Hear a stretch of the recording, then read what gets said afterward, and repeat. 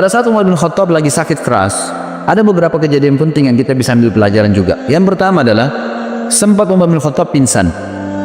Waktu itu di sebelah Umar yang paling dekat adalah Abbas, paman Nabi SAW radhiyallahu anhu, dan juga Ali bin Abi Thalib yang waktu itu mertua Nabi, mertuanya Umar bin Khattab, dan juga sahabat dekatnya Umar bin Khattab radhiyallahu anhu. Dan ini pelajaran besar sekali yang kita bisa ambil.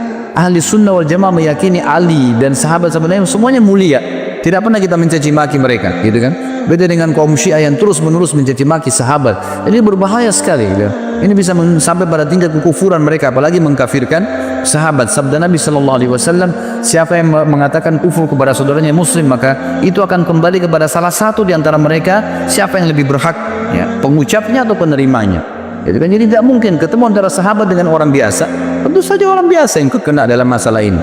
Ali berkata, ya, pada saat itu Umar pingsan, terdengar azan. Lalu Abbas berkata, bagaimana nih kepada Ali? Amir Mu'minin lagi pingsan. Kata Ali, ada rahasianya. Lalu Ali pun mendekati kuping Umar sambil berkata, As-salat ya Amiral Mu'minin, As-salat ya Amiral Mu'minin, 3 kali. As-salat ya Amiral Mu'minin, 3 kali cuma. Salat wahai Amir Mu'minin, 3 kali. Tiba-tiba Umar yang kondisi pingsan, perutnya ini lubang dari belakang ke depan, ya, terbangun lalu mengatakan, iya, tidak ada Islam bagi orang yang tidak sholat. Sholat membangunkan dari pingsan, subhanallah, ya.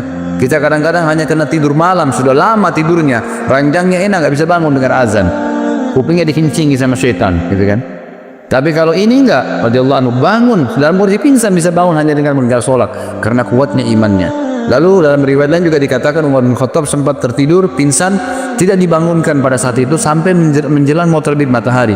Lalu Umar bangun. Kata Umar, apakah orang-orang sudah sholat subuh? Kata mereka, sudah Amir Mu'minin. Lalu Umar mengatakan, iya, tidak ada, ya, bagian yang boleh dihormatin, diberikan jabatan di dalam Islam bagi seseorang yang tidak sholat. Ya, maka terjadilah pada saat itu Umar bin Khattab pun sholat subuh sendirian sambil duduk. Ini riwayat yang pertama.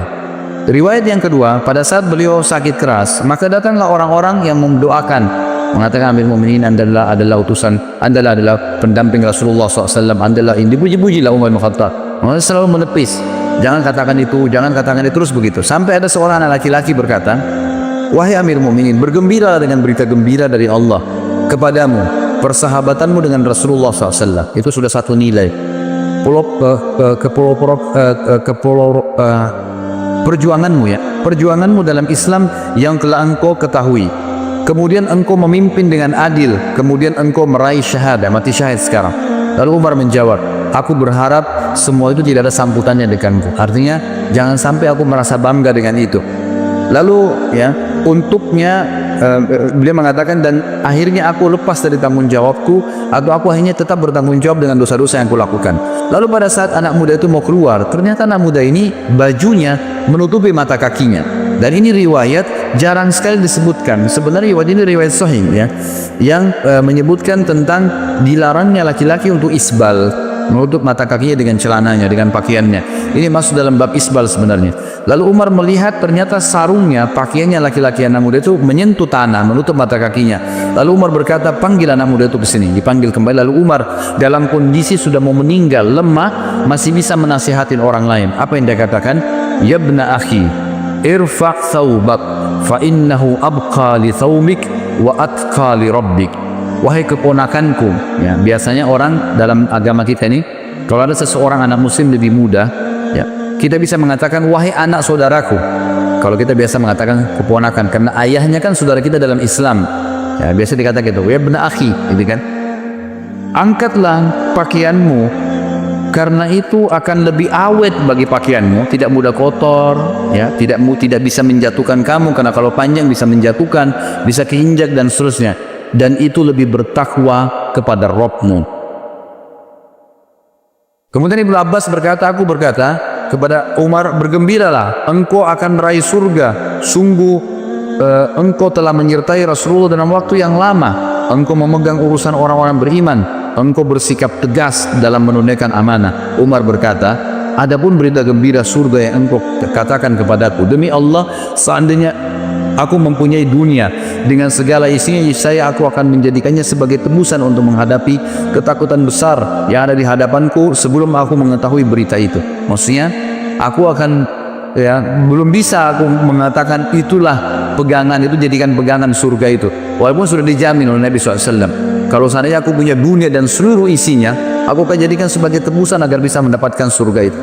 Adapun ucapanmu bahwasanya aku telah memegang urusan umat Islam, demi Allah aku berharap bahwa hal itu tidak ada sangkutannya denganku, untung ruginya tidak ada hubungannya denganku. Adapun yang engkau katakan bahwa aku telah menyertai Nabi SAW, maka hal tersebut benar. Hal tersebut benar. Ini diriwayatkan oleh Imam Ahmad dalam musnadnya.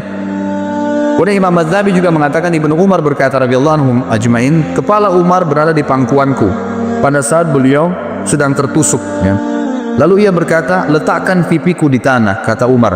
Lalu aku meletakkannya, kata Abdullah bin Umar radhiyallahu anhu ajmain. Dia berkata, celaka bagiku dan celaka bagi ibuku jika Rabbku tidak merahmati.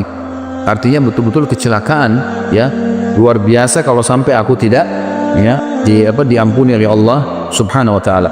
Lalu beliau sempat sebelum meninggal juga memberikan wasiat kepada, beliau mengatakan, aku berwasiat kepada khalifah yang datang setelahku, berbuat baik kepada muhajirin angkatan pertama, karena mereka lah orang-orang yang telah masuk Islam di awal, dan memberikan hak-hak mereka, menghormati mereka. Yang kedua, aku berwasiat kepada orang-orang Ansar yang telah memperjuangkan dan menjual seluruh harta dan jiwa mereka untuk agama.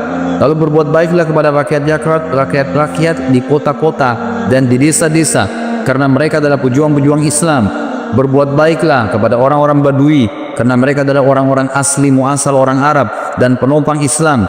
Serta aku juga mewasiatkan berbuat baik kepada zimmah, ahli zimmah, orang-orang kafir yang di bawah naungan pemerintahan Islam, karena, ya, hak mereka harus dipenuhi sebagaimana Nabi SAW perintahkan. Ada beberapa pujian sahabat-sahabat, ya, yang kita akan sebutkan poin-poinnya sebelum disebutkan kematian beliau radhiyallahu anhu kepada Umar bin Khattab, dan ini pada saat menjelang Umar bin Khattab sakarat dan meninggal dunia, dan beliau meninggal disebutkan dalam banyak athar sangat muda. Tiba-tiba saja beliau setelah memberikan wasiat tadi tentang khalifah setelahnya, lalu beliau menutupkan mata dan beliau meninggal dunia seketika pada saat itu.